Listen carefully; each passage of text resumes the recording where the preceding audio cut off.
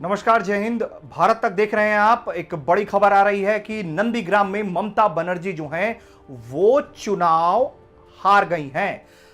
जब ममता बनर्जी ने यह ऐलान किया था कि मैं नंदीग्राम से चुनाव लड़ूंगी, तभी भारत तक में मैंने ही एक विश्लेषण किया था वीडियो का, जिसमें यह बताया था कि किस तरीके से ममता बनर्जी नंदीग्राम से चुनाव लड़ने का ऐलान करके फंस गई हैं। उसके पीछे कई तर्क थे। उन तर्कों में एक ये था कि ममता बनर्जी उस इलाके को बिल्कुल भूल चुकी थी और शुभेंदु का वो इलाका गढ़ है, अधिकारी परिवार का वो इलाका गढ़ माना जाता है। हिंदू इलाकों, वहां हिंदू मतदाताओं की संख्या भी अच्छी खासी है, जिस पर शुभेंदु अधिकारी की अच्छी पकड़ थी और उनकी लड़ाई सीधे सीधे शुभेंदु अधिकारी से थी।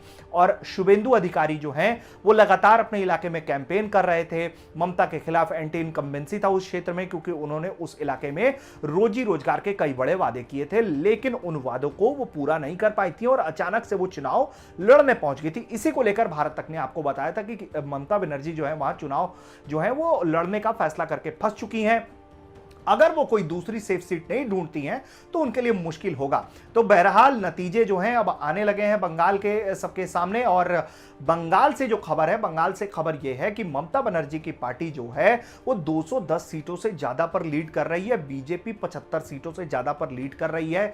और बीजेपी को जो है वो बढ़त तो मिला बंगाल में, एक अच्छी भूमिका भी बीजेपी की मजबूत विपक्ष की दिखती है, लेकिन बीजेपी 200 सीटों के आंकड़े का जो वादा दावा कर रही थी वो पूरा होता हुआ नहीं दिख रहा है। उस पर बीजेपी जरूर पिछड़ गई है, लेकिन बीजेपी के हार में भी बीजेपी की जो जीत है वो नंदीग्राम की जीत है, क्योंकि शुभेंदु अधिकारी वहां से चुनाव जीत गए हैं और 1957 वोट तकरीबन उनको इस जीत के पक्ष में मिले हैं, जिससे इतने ही वोटों से जो है ममता जो है चुनाव हार गई है शुभेंदु के मुकाबले। इस हार पर ममता का पक्ष भी आ गया है।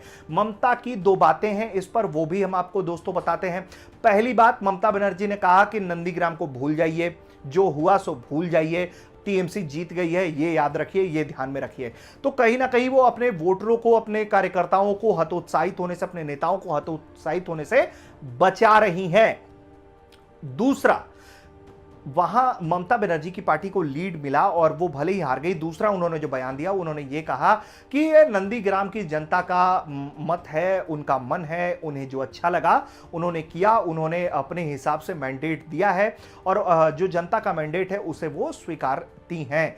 अब ऐसे में कुल मिलाकर शुभेंदु अधिकारी जो कम से कम अपनी सीट को लेकर दावा कर रहे थे कि वो यहां से ममता को जरूर हरा देंगे, तो वो कहीं ना कहीं सही साबित हुए हैं और ममता जो है वो वहां से चुनाव हार गई है। लेकिन बीजेपी को राज्य में बढ़त मिली है, लेकिन बीजेपी बहुमत से दूर रह गई है। एक मजबूत विपक्ष की भूमिका जरूर इस वक्त बंगाल की प्रबुद्ध जनता ने बीजेपी को निभाने का काम सौंप दिया है।